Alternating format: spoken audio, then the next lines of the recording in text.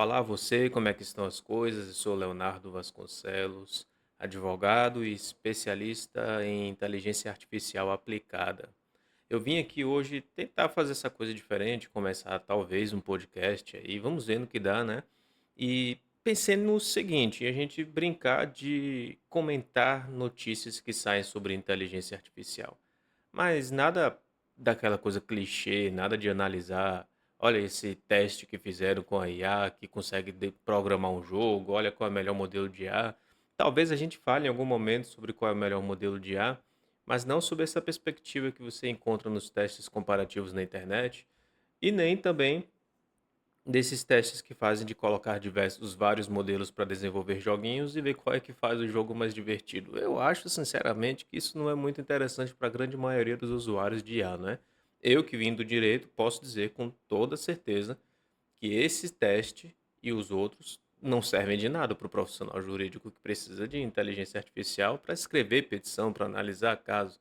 Aí você vai lá para medicina, e o cara também precisa para fazer laudos, talvez, estudar um caso específico que possa fugir um pouco da normalidade. De que adianta saber qual é a IA melhor em desenvolver jogos, né? Mas vamos lá, hoje eu escolhi aqui para abordar com vocês uma notícia que eu já tenho guardada há um tempo. Eu vou colocar, não sei nem se a plataforma onde vai esse vídeo aqui permite colocar links, mas se permitir, eu vou colocar o link dela lá para vocês poderem consultar a fonte que nós vamos abrir e eu vou mostrar para vocês aqui. Bem, essa notícia é da revista Oeste e ela traz um título bem chamativo: A inteligência artificial torna a mente humana atrofiada e despreparada. A grande maioria das notícias trabalha assim, né? Traz um título que te chama atenção, absurdo, ridículo, duvidoso, para você clicar.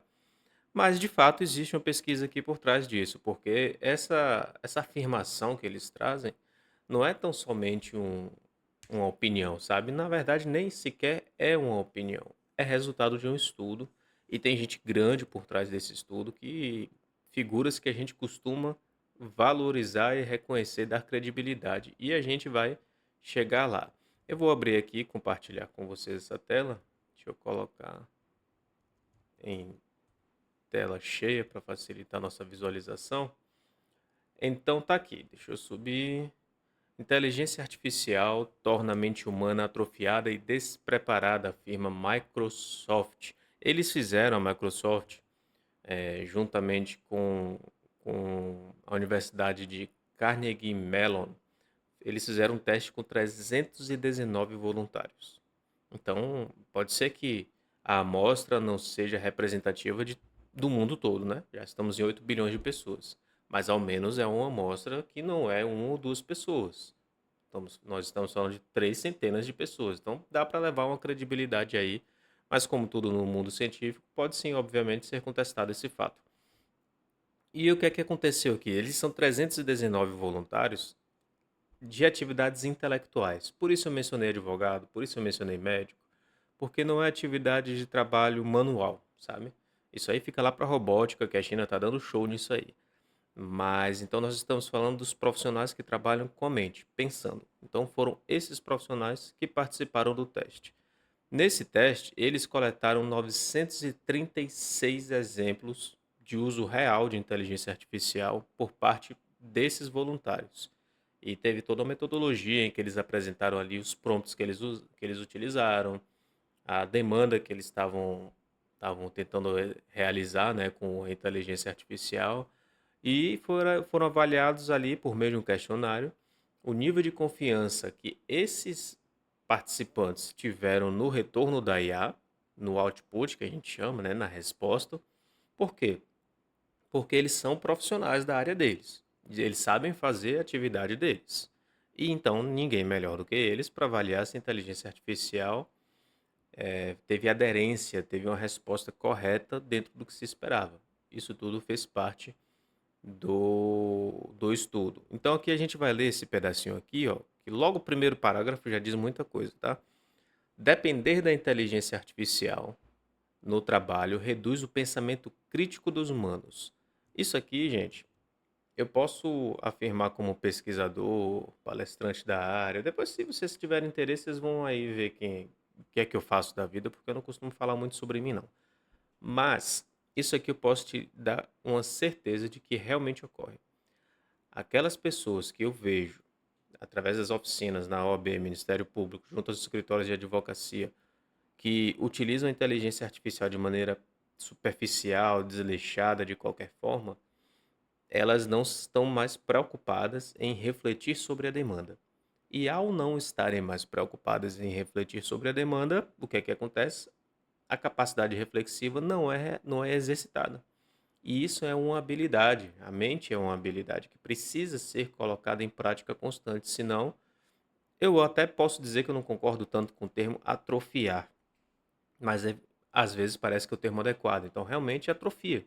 Claro que depois pode ser desenvolvido novamente com esforço, né? O estudo utilizou essa expressão atrofiar. Vamos continuar. Essa afirmação é baseada em um novo estudo feito pela Microsoft em parceria com a Universidade Carnegie Mellon de Pittsburgh, no estado da Pensilvânia, Estados Unidos. O resultado de ter uma muleta tecnológica é exatamente isso que eu percebo muitas pessoas utilizando a IA como uma muleta. Eu costumo dizer que é para se encostar na IA. Teve gente que eu já ouvi falar, dono de escritório de advocacia, que falou assim, para um advogado júnior, né? Falou assim, quando o advogado júnior passou, quis discutir a demanda com o advogado sênior, que era o dono do escritório, ele falou, não, cara, joga isso na IA. Então ele abriu mão de fazer atividade reflexiva, discursiva sobre o direito ali, de discutir o direito, de debater o direito com o advogado júnior para encontrar a melhor solução para a causa, confiando que a IA vai ser mais eficiente do que eles e, na verdade, sozinha ela não é mais eficiente do que o ser humano. Depende da interação de qualidade do próprio ser humano para que ela possa entregar um resultado também de qualidade. Então, muleta é um termo muito, muito adequado para isso aqui, tá? O resultado de ter uma muleta tecnológica é a deterioração de faculdades cognitivas que deveriam ser preservadas. Realmente, isso aqui a gente vai ver muito na prática, porque a gente não está falando, se eu não me engano, até mais à frente da matéria, ela fala um pouco sobre isso. A gente não está falando que não se deve usar a tecnologia. Eu ensino, eu dou treinamentos para usar a inteligência artificial, tanto na advocacia como em outras áreas também. Mas eu sempre levo o uso responsável. Quando a gente vê uma nova tecnologia chegando e a gente pensa, se as pessoas forem utilizar essa tecnologia, vão perder certa habilidade. Esse argumento não é de todo errado. Vou dar um exemplo. Eu lembro que quando eu era ali jovenzinho, adolescente, sei lá, 12 anos, 13, por aí, nós sabíamos os números de telefone de casa do pai, da mãe, do tio, do primo, do irmão, de todo mundo de cabeça. Porque os telefones que estavam chegando na época digitais, os smartphones não, né? Telefones digitais, celulares digitais, estavam começando a ganhar capacidade de guardar muitos registros de telefone na memória deles. Então, até então, as pessoas mantinham no caderninho e muita coisa na cabeça. Eu lembro o telefone da casa onde eu morei em 1996. Eu não lembro os telefones atuais das pessoas que moram comigo. Então, essa realmente foi um dos exemplos de habilidade que nós atrofiamos, porque nós temos a tecnologia e que neste uso específico usamos como muleta, que é essa expressão aqui que a notícia nos trouxe, né? Mas isso prejudicou a convivência humana, a produtividade humana? Não, não prejudicou. Nós migramos essa capacidade intelectual que usávamos para memorizar telefones, por exemplo, para outra área. As pessoas lembravam a data de aniversário de todo mundo de cabeça. Ainda, obviamente, tem pessoas que são assim, mas a grande maioria se recorre a anotações no Google Calendário, no próprio contato da pessoa no telefone, no Facebook. Uma das primeiras coisas que o Facebook fez para as pessoas foi lembrar do aniversário, né? Nós realmente atrofiamos essa habilidade. Mas foi ruim para a humanidade? Em certo aspecto, não. Nós apenas migramos essa capacidade de pensamento para outra atividade. Isso não é ruim em si.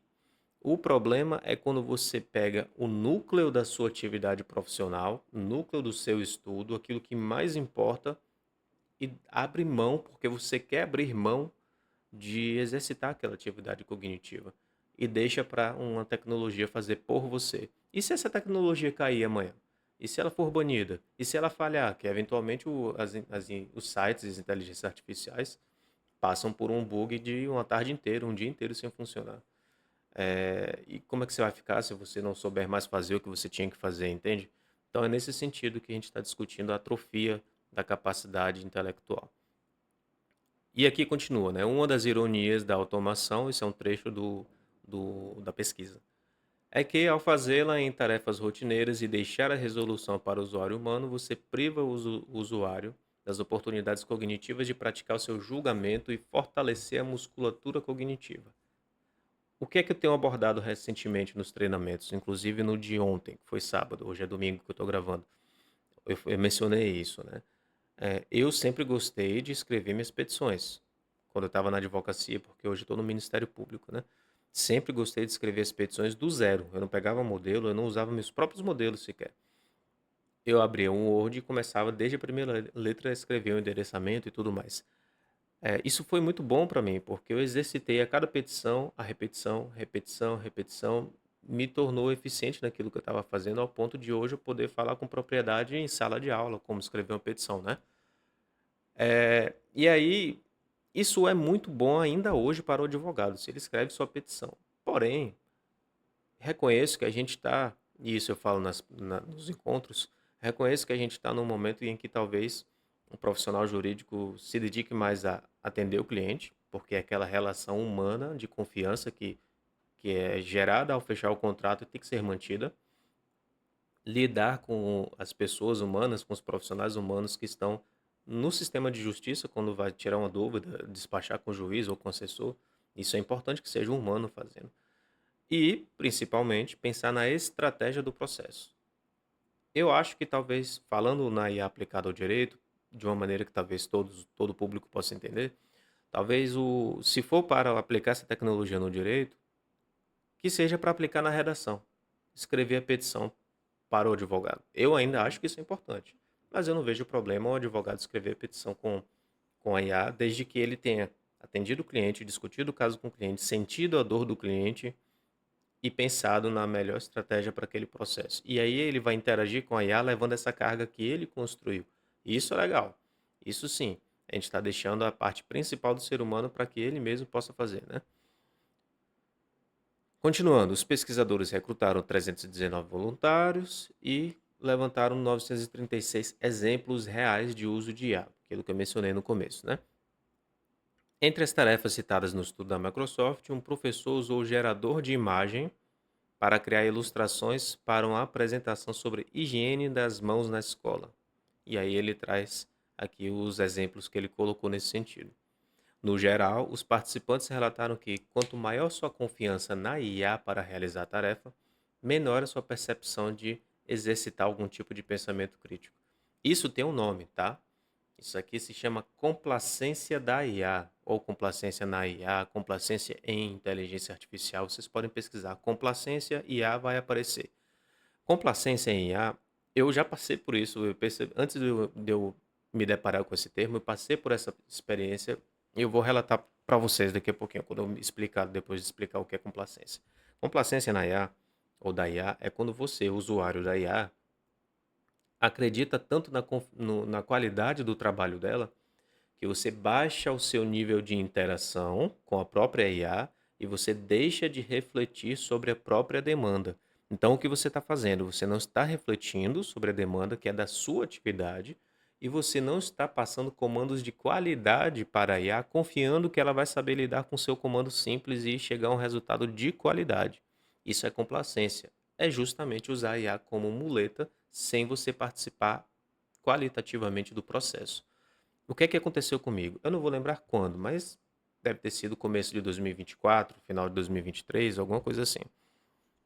Isso foi com o modelo do ChatGPT que não está mais disponível hoje, porque esses modelos que eram novos nessa época, hoje já são antigos, né? Então, na época, eu já sentia, poxa, esse negócio é legal, é bom mesmo, eficiente mesmo. A cada novo uso eu percebia, cara, é realmente bom, realmente eficiente, é inteligente mesmo. Sendo que nem é tão inteligente quanto os atuais, né? Que a gente está no GPT 5.2, a gente está no Cloud Opus 4.6. Nem é tão inteligente quanto os atuais. Mas eu já achava que era inteligente. E aí, Em certo momento, eu comecei a ver que ele estava me dando respostas mais superficiais, respostas mais fracas.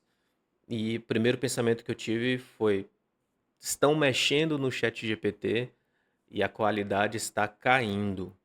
Aí, imediatamente depois, eu pensei assim, logo em seguida eu pensei: será que não sou eu que estou baixando o meu nível de interação com ele e levando a ele a me dar respostas fracas porque eu estou tendo interação fraca? E aí, imediatamente, eu pensei: deve ser. Voltei a fazer a minha interação de qualidade que eu fazia antes e resolveu o problema. Isso é complacência da IA.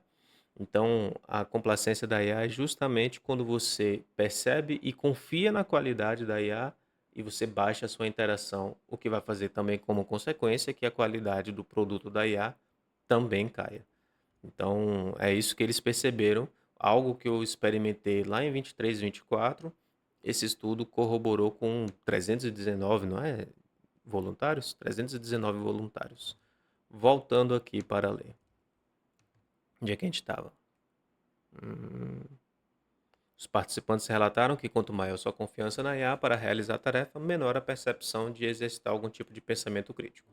E essa lógica se inverteu quando os voluntários desconfiavam da resposta gerada pelo GPT, por exemplo. Porque se você, que é o profissional da área, sabe o, o conteúdo da sua atividade, do direito, da medicina, da veterinária, da docência, se você sabe o certo e você percebe que a IA te respondeu errada, você desconfia dela. Aí você vai atrás de fontes, você provoca ela para ela melhorar ou simplesmente você não usa. Ninguém é obrigado a usar inteligência artificial. Pode ser que você simplesmente chegue à conclusão de que para aquela demanda específica é melhor você fazer manualmente. Ainda existem demandas que são melhores a gente fazer manualmente. Vou te dar um exemplo. No começo de cada semestre na faculdade, lá onde eu dou aula, a gente recebe, como todo lugar, o calendário acadêmico, né? E aí você recebe as disciplinas. Nesse semestre eu estou ministrando aula na segunda e na sexta. O que eu faço? E a gente recebe o conteúdo programático da disciplina. Então, o que é que a gente tem que fazer como docente? A gente tem que dar todo aquele conteúdo programático, não pode deixar de dar. Então, a gente tem que pegar aquele conteúdo programático e distribuir em dias de encontro, datas de encontro, de maneira equilibrada, que não prejudique, que não fique sobrecarregado em um, superficial em outro. A gente tem que fazer essa distribuição. Hoje eu tenho um, no GPT que eu faço isso. Hoje eu tenho um assistente no GPT que faz essa etapa para mim, mas eu labutei, como o povo diz, né? Labutei um pouco para refinar, para ajustar ele. Mas antes de eu pedir que o GPT faça isso, veja o que eu tenho que fazer. Eu pego o conteúdo programático que a gente recebe, que é um PDF, boto no chat GPT e digo para ele: distribua para os dias de aula. Porém, eu percebi que ainda hoje, mesmo o GPT estando muito inteligente, ele não tem tanta destreza em receber o calendário acadêmico, que também é um PDF, todo um calendáriozinho bonitinho, com legendas, com várias coisas lá.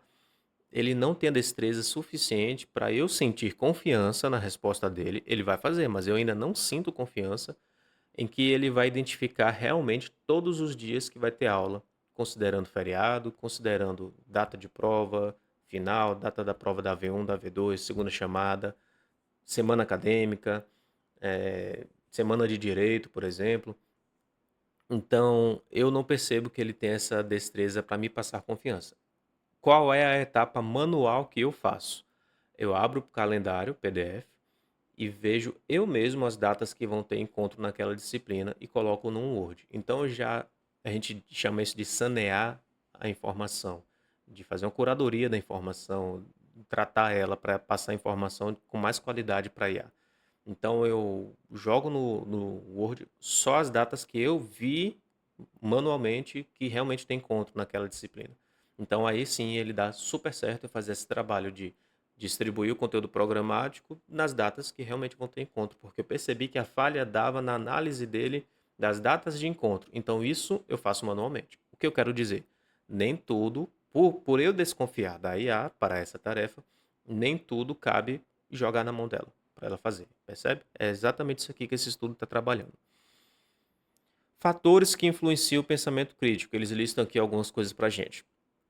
Os pesquisadores notaram algumas condições previsíveis que fazem com que as pessoas exerçam mais ou menos pensamento crítico. Toda atividade tem pensamento crítico a ser realizado, mesmo as repetitivas, porque dentro de uma atividade altamente repetitiva, mecânica, podem surgir exceções, e você tem que estar com a mente afiada para detectar: "Espera aí, isso é uma atividade repetitiva, que eu faço sempre assim, assim, assim, assim. Porém, nessa demanda agora, não se enquadra no dia a dia, é uma exceção, é diferente". Então você tem que ter essa capacidade reflexiva para não seguir um modelo para um caso que é exceção. Por exemplo, trabalhadores sob pressão de tempo tendem a exercê-lo menos. Quando você tem um prazo curto, pressão de tempo, você exerce menos pensamento crítico. Eu acho que isso é natural, porque parece que muita coisa chega em cima da hora para ontem para a gente no trabalho, né? Mas se você tem uma coisa que o prazo é para hoje mesmo, recebeu de manhã para meio-dia, é claro que a qualidade vai cair, principalmente pelo pensamento crítico, pelo tempo que você vai se dedicar a analisar detalhe por detalhe, não tem tanto tempo. Então vai cair a qualidade, vai cair o pensamento crítico. No entanto, profissionais em cenários de alto risco ou ambientes onde um erro pode causar danos tendem a pensar de formas mais críticas. Isso aqui é muito presente no direito, é muito presente na medicina, é muito presente no engenheiro que faz um cálculo estrutural. Para mim, engenharia é uma das atividades mais sérias que existem de risco, assim. Já pensou você construir um viaduto, um prédio e errar no cálculo? Cara, isso é um absurdo, sabe? O advogado, quando erra com o cliente, prejudica uma pessoa, o engenheiro pode prejudicar dezenas, centenas às vezes, né? Eu sei não se eu arriscaria fazer engenharia, viu? Muita responsabilidade. Mas são atividades de risco. O advogado está lidando com a liberdade da pessoa no criminal. Está lidando com a saúde da pessoa quando é um cliente que está buscando um medicamento no SUS. Está lidando, como eu que fui advogado trabalhista, é incrível, sabe? Uma causa de R$ 700. Chegava o cliente para mim e ele relatava o que estava acontecendo, fazia os cálculos rápidos para ver o direito violado dele e era de R$ 700 o direito violado dele. Trabalhou uma semana, 2 semanas. Tem gente que trabalha pouco tempo assim. É, parece que R$ 700 é besteira? Parece. Mas e para um desempregado que a família está passando fome? Não é tão besteira assim, né? Então a gente lida com demandas de alto risco e exigem maior capacidade reflexiva. É por isso que me incomoda e me incomodou quando eu vi esse caso do, do advogado que falou: não, cara, joga na IA. Eu falo representando essa expressão assim porque foi bem essa mensagem, sabe? Não vou analisar a demanda, o que a IA dissesse está feito.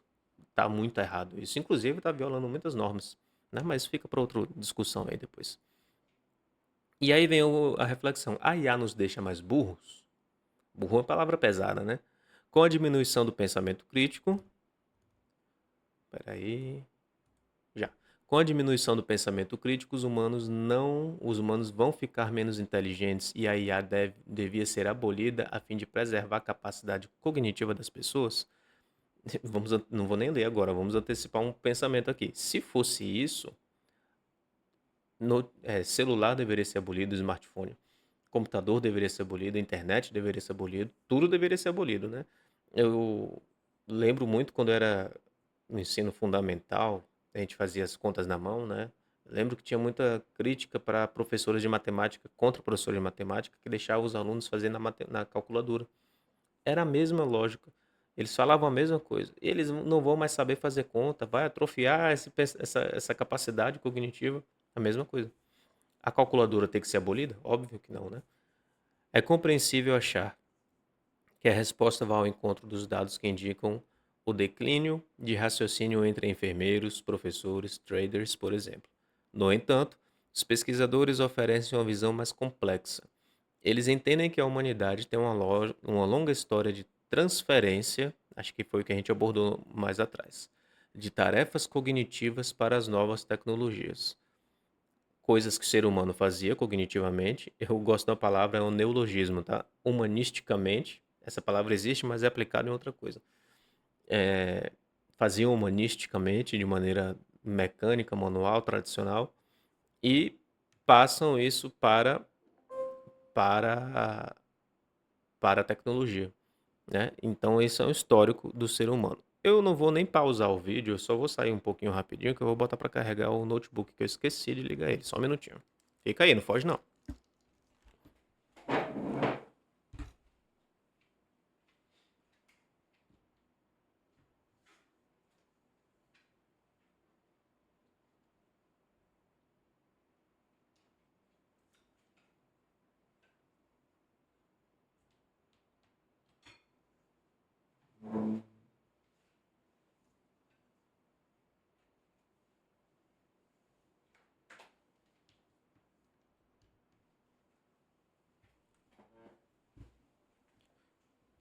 Pronto, voltei. Bora lá então.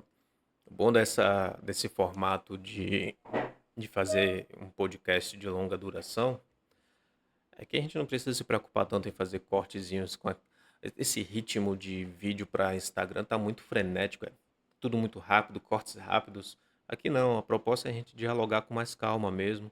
Você tá aí tomando seu café da manhã e ouvindo, tá dirigindo para o trabalho, pode ouvir. Na verdade, não sei nem se alguém vai ouvir, né? A gente às vezes parece que tá falando um monólogo na internet. Mas enfim. Então tem esse histórico de transferência de atividades cognitivas para a tecnologia e é normal, é assim que progride as coisas, né? Em perspectiva, analisam os pesquisadores ao longo do tempo, a tese de que uma nova invenção pudesse destruir a inteligência humana assombrou e assombra as pessoas. Aqui vem uma citação direta, né, para quem gosta de pesquisa científica, dos pesquisadores, uma série delas. As ferramentas de IA generativa são as mais recentes em uma longa linha de tecnologias que levantam questões sobre o efeito da qualidade no pensamento humano. Em algum lugar, eu tenho um texto, eu sei que está no meu livro, mas eu não lembro se eu coloquei online em algum lugar. Um texto que é o Homo sapiens e o medo da substituição por outro e pela IA. É a mesma lógica. Sempre houve medo de substituição, porque agora estão falando, né, de substituição do trabalhador pela IA e tal. E vai acontecer, já está acontecendo. A Amazon está batendo pesado nisso, depois vocês pesquisam. Eu acho que a empresa no mundo que mais demite gente para substituir por IA é a Amazon, tá? E aí, e aí nesse texto eu falo de um medo parecido, que é o medo de ser substituído. Esse medo da substituição é muito antigo. Já existiu o medo da substituição pelos próprios computadores, pelas máquinas na Revolução Industrial, pela máquina de datilografar, por incrível que pareça, no direito tem um causo muito interessante sobre isso. E sempre nesses momentos aí existiram, sim, existiram as substituições, tá? Só que a sociedade evolui, né? Uma linha que inclui a escrita, criticada por Sócrates, a impressão, criticada pelo cronista alemão Trihemius, as calculadoras, criticadas por professores de aritmética, e a internet. Todas essas tecnologias foram criticadas em seus tempos. Eu estou vendo aqui que aparentemente está saindo um delay, que a gente chama um atraso no vídeo com a voz. Vamos ver como é que fica e vai ser postado assim, eu corrijo no próximo, tá? Não se preocupem não. Não deixem de voltar aqui para assistir o próximo por causa disso. Prometo que eu vou corrigir se isso acontecer. Não são preocupações infundadas, prosseguem os responsáveis pelo estudo. Quando usadas de forma inadequada, as tecnologias podem de fato resultar na deterioração de faculdades cognitivas que deveriam ser preservadas. Então, esse é o estudo da Microsoft com a faculdade de Carnegie, né? Deixa eu voltar aqui para ver o nome, para não falar nome errado. Carnegie Mellon. Aí, o que é que eu sugiro para vocês? Então, caminhando para o final. Querem usar a inteligência artificial na sua atividade? Primeiro, você não é obrigado, a não ser que sua instituição diga que tem que fazer, né? Estuda inteligência artificial, explora a IA. Eu costumo dizer que IA não é nem algo para se estudar, é algo para explorar. Abre o chat GPT, pergunta o que ele é, diz o que você faz, pergunta como ele pode te ajudar, né? Se aparecer um botãozinho novo ali que não estava lá ontem no chat GPT ou no Gemini, no Grok, qualquer outro, clica para ver o que é. Aparecem botões, as pessoas não clicam para saber o que são aqueles botões. E aí vem para alguém que tem um pouco mais de conhecimento em IA e pergunta: para que serve esse botão? No começo eu respondia, né? Aí eu parei de responder e falei: bora clicar nele e ver juntos o que é que ele faz? E dá certo.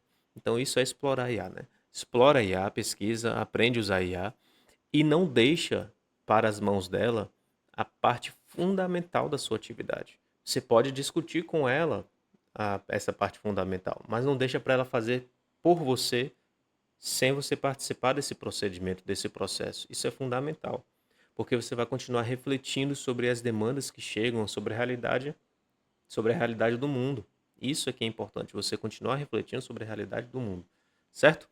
Por fim, tem um cara que eu não concordo com tudo que ele diz, concordo com a minoria das coisas que ele diz, mas vou deixar o nome dele aí para vocês pesquisarem, porque querendo ou não, ele é um neurocientista fenomenal.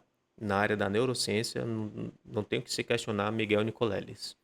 Agora, quanto às críticas da IA, tenho muitas críticas contra as críticas dele, mas é natural, né? Debate é assim mesmo. Pesquisem as falas de Miguel Nicoleles, mas levem com muita sapiência, com muita calma o que ele fala. Se ele fala A, tentem ouvir quem fala B e vão construindo a sua visão de mundo sobre a inteligência artificial. Por que que eu estou sugerindo vocês ouvirem um cara que fala da maioria das coisas com as quais eu não concordo? Porque é assim que você vai criar a sua visão sobre o que é inteligência artificial. Não ouça só a mim. Não ouça só ao Miguel Nicoleles. Ouça todo mundo, experimente, veja o que o negócio é capaz de fazer e aí você chega à sua conclusão. Fechado? É isso, né? Vamos ver se alguém assiste o podcast aí, vamos ver se a gente tem interesse em gravar mais. Eu tenho mais de 58 matérias aqui para analisar com vocês, já li todas. Notícias e matérias sobre IA, não são nem artigos científicos, são só notícias mesmo de veículos de imprensa sobre IA, e esses 58 são os que eu achei interessante. E guardei os links. E aí, então, a gente tem muita coisa para discutir, ok? Obrigado por terem chegado até aqui e até a próxima. Valeu!